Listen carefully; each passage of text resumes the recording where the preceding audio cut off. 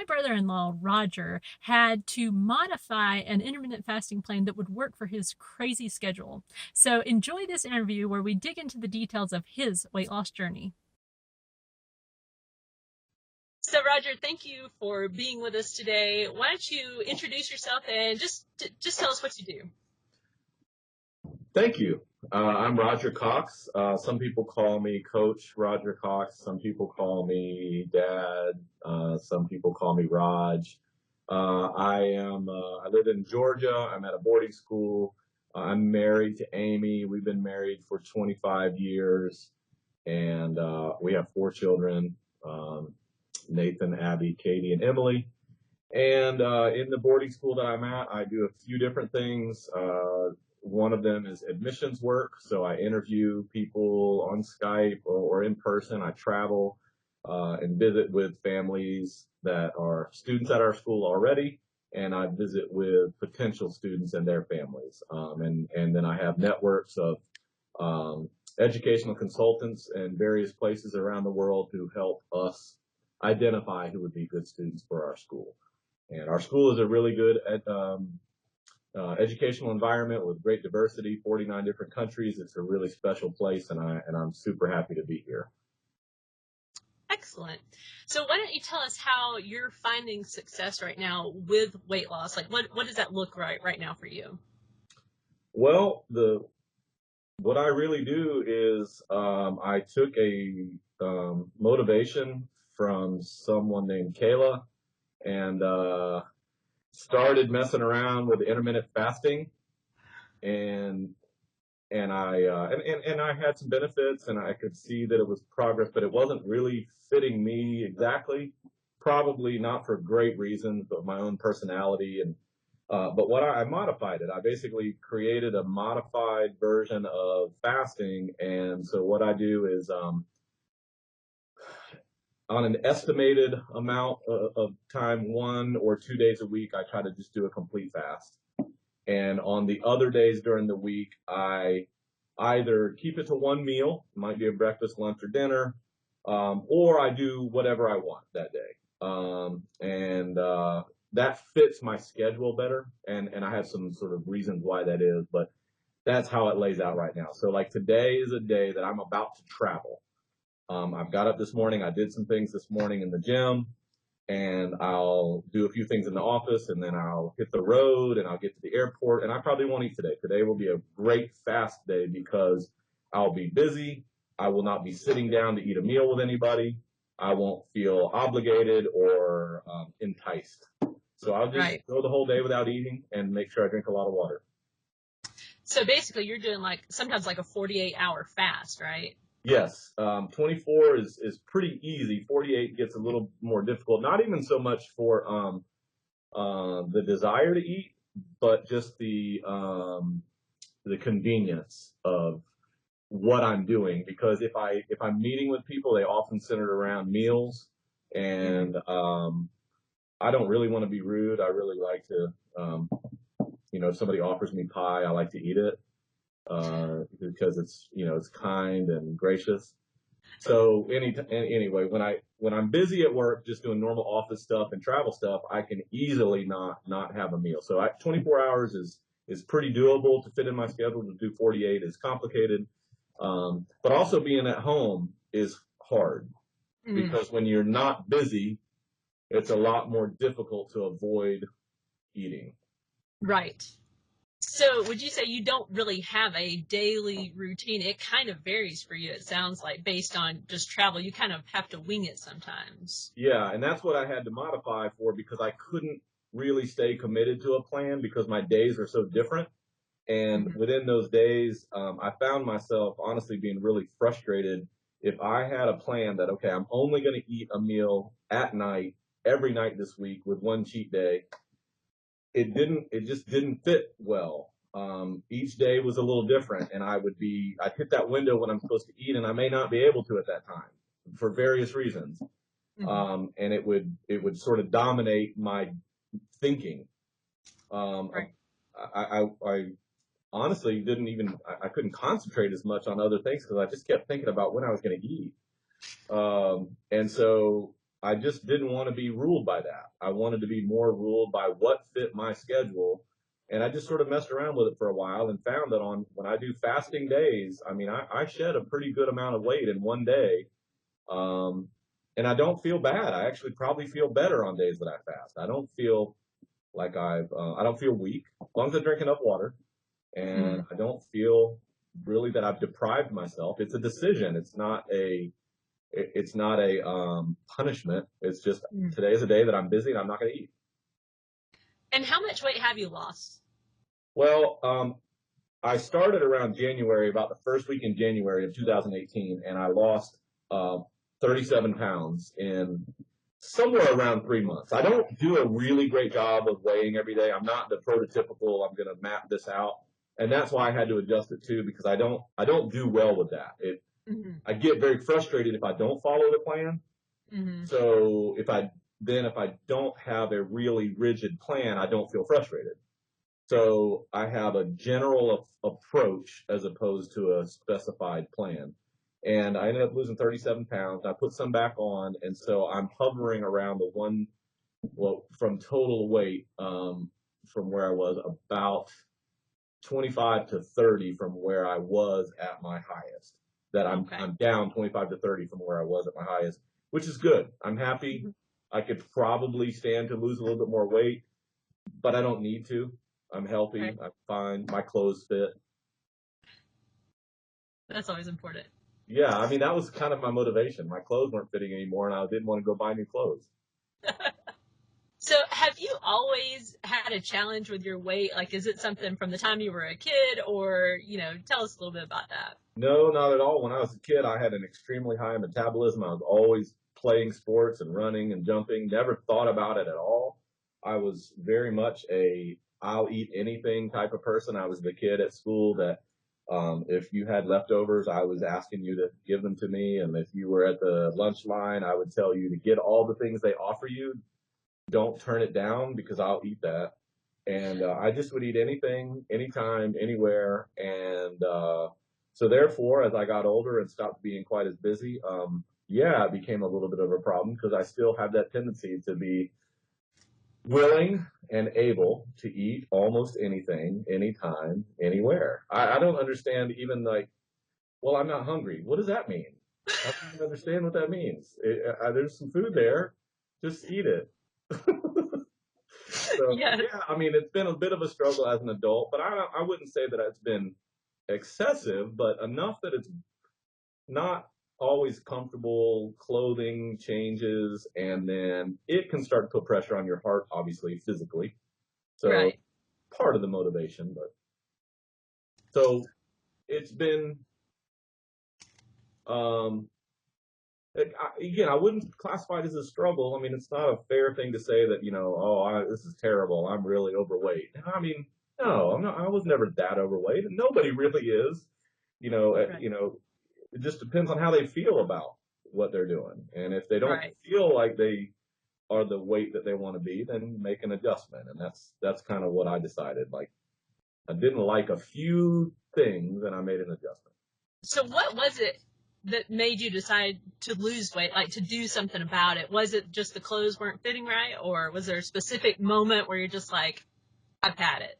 There's always a collection of things, and I think even the one moment is probably just the timing of that moment, because if you hear the same thing or think the same thing at a different time, it may not impact you. So it was a collection of clothing. It was seeing a video of myself. I think my picture there, my before picture was a still from the video, which I was in India. I was in Delhi, India, doing some basketball teaching with some kids in a village, and it was so great, and I loved it. And I just thought, man, that didn't look like what I thought I looked like. So that was Right. part of it, but it didn't happen right away. But there was a guy who said something to me. He was he's a mentor. He's a great person. He's an 82-year-old guy, basketball coach named Tate Slock, who said something to me, sort of jokingly, but commented about that fact that I needed to lose some weight. And it wasn't maybe those specific words, and it wasn't ill intentioned at all. Right. Um, but I honestly, part of part of what motivated me was I wanted to prove to him that I would. Because I told him I would. I was like, okay, next time you see me, I'll have taken some pounds off. Now, unfortunately, the next time I saw him, I had not. So then I just said, and I didn't say anything to him then. He just kind of made fun of me. And so I just decided, okay, well, next time I see him, I will. Right. And then when I got to see him again, where I was going to see him again, he wasn't there. So Those for nothing. so I had to tell him by text or something or call. I was like, hey, I came here. I was supposed to see you, and I lost weight. And he goes, well, I'm just glad. Hopefully, it makes your health better. And anyway, that was, again, I don't think him alone would have made me do that, but a combination of things, just wanting to be at a more comfortable position with Right. clothing, with feeling, with health, with all the things. Right. So has a plan ever failed you? Like maybe you had success with it initially and then it just didn't work out. Like over the long haul, it just didn't work. Um, I will say something about plans. I don't, and I think you've probably talked about this too in some of the things, that there's not really necessarily any bad plans. It's, do Right. we work them? Do they fit us? So Mm-hmm. there isn't, even whatever we do, whether it's coaching a sport or, in our jobs, taking a particular strategy, that the plan isn't really the problem because it's neutral. It's how Right. do we fit the plan and how do we Mm-hmm. work it? So in that way, yeah, some of the things that I tried weren't working for me as well as they could have, but I don't say it's because of the plan. It was my connection to that plan. I'll give you one example, which I thought was a really great program, but it just made me miserable. And that was, it was kind of the first thing I really ever did to start trying to lose weight. What is the one? It's the food, pre-purchased food that you can buy, Like and Nutrisystem. Nutrisys? Mm-hmm. Nutrisystem.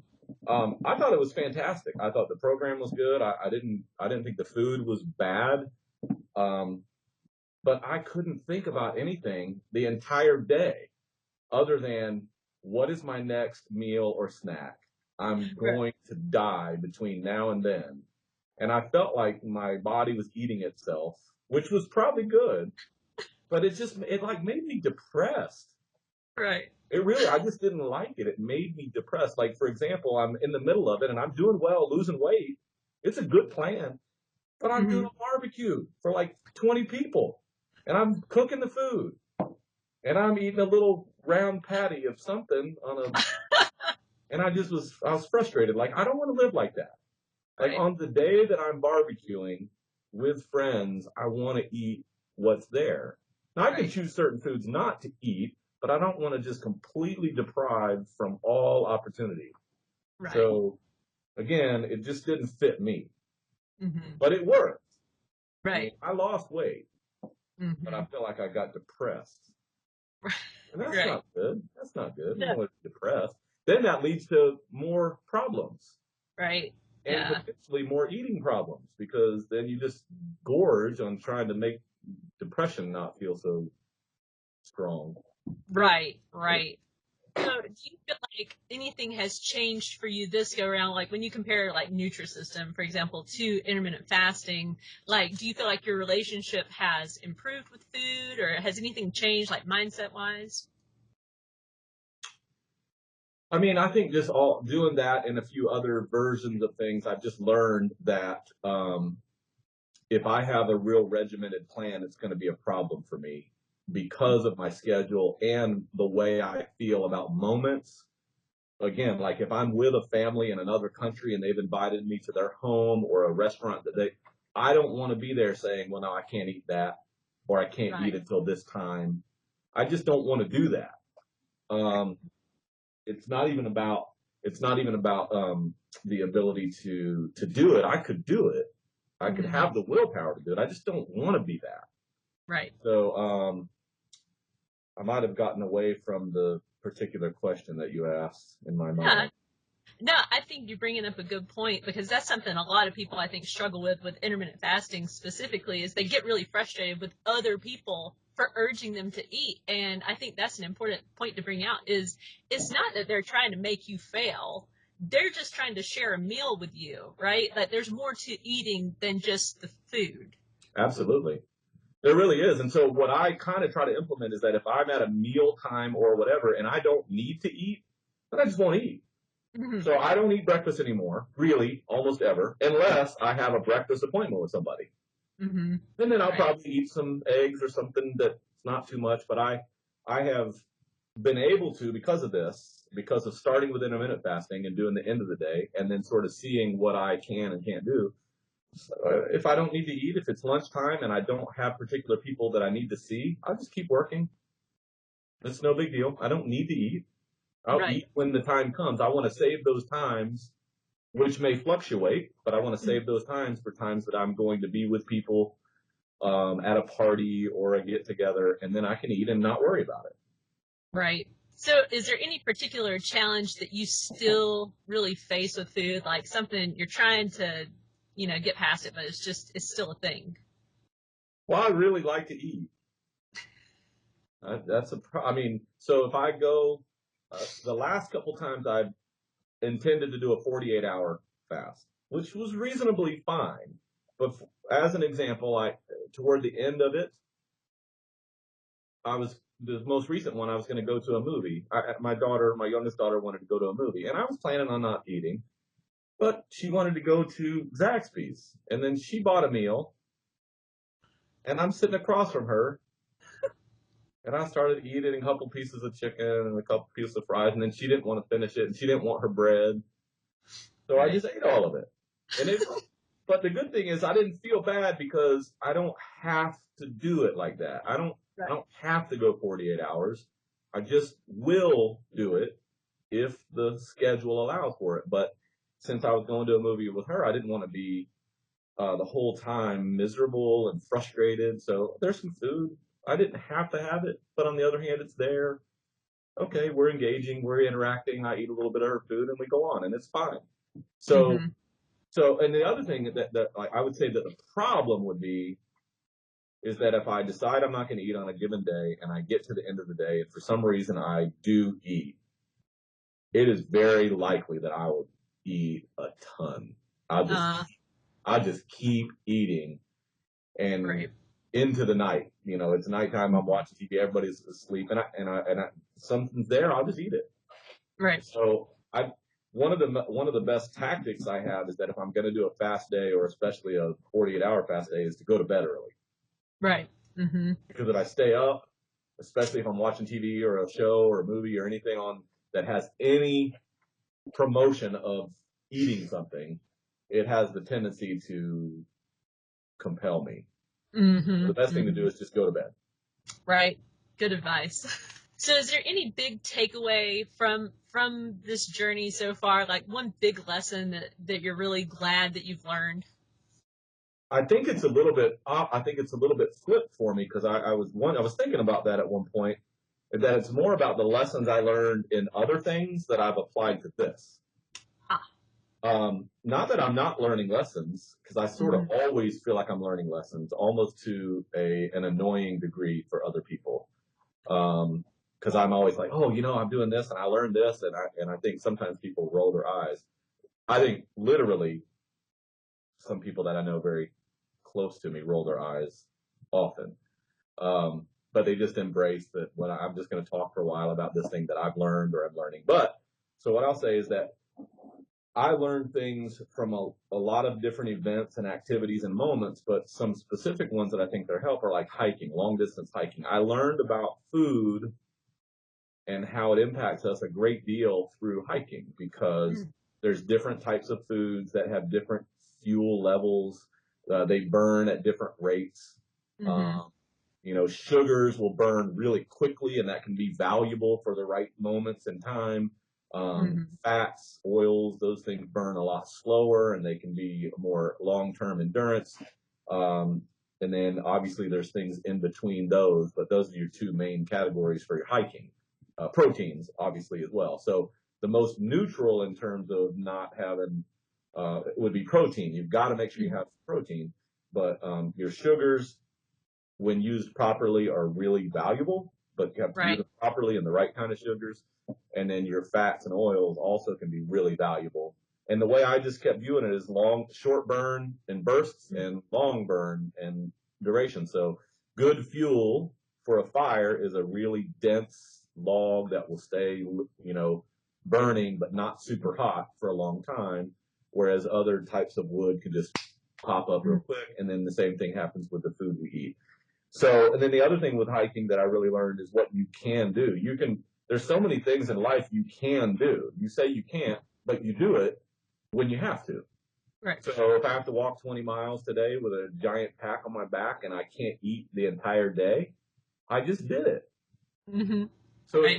it's not that I can't do it. It's that other factors get involved in emotions and thinking and time and comfort. And then next thing you know, we eat it. So if I can just perceive that today is the choice that I'm going to go this distance with this, objective, then I just do that. It's a lot easier to me to just see it like that, that this is my plan for the moment and I can see how it's going to be mapped out and I just follow through with it. So, and then from coaching, as a coach, you're always looking for ways to help motivate and implement certain levels of, okay, you have this talent and this ability, so focus on that. This guy has this talent and ability and dimensions, so he should focus on that. And if we each focus on what we're capable of and what we're good at, then we're going to be in our zone of productivity and we'll be more efficient. But when we try to do things outside of what we are, then we're frustrated. Right. And then we try to overcompensate our frustrations by doing this or that, and then it just leads to more frustration. So all of those lessons sort of apply to this. Like what you're doing is fantastic. It doesn't work for me. My schedule won't really allow it. I could do it and I could force my schedule to be that way, but then I wouldn't be what I am. Right. So I have to see if I can adjust that. So I hope that makes sense that the lessons are more outside applied to this than reversed.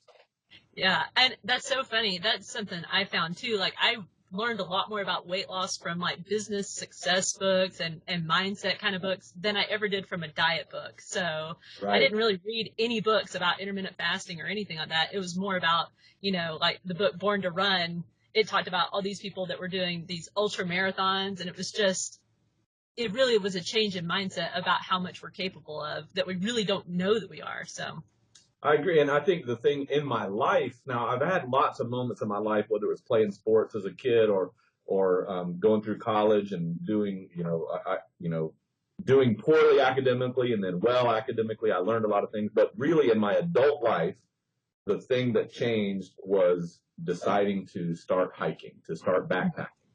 That changed the way that I approached many things. And then that's kind of been the start and most valuable lesson learning for losing weight or other things was the hiking. You can do this for this reason. And the difficult climbs, it's a lot of cliche sort of feeling, but the difficult climbs lead to the most beautiful views, and coming down sounds good, but it also has its own pressures, pressures on your feet and knees and all. So you just learn all those different things. And, I think that can be applied. And obviously I can learn lessons through losing weight, but right now I'm applying it to that. Right.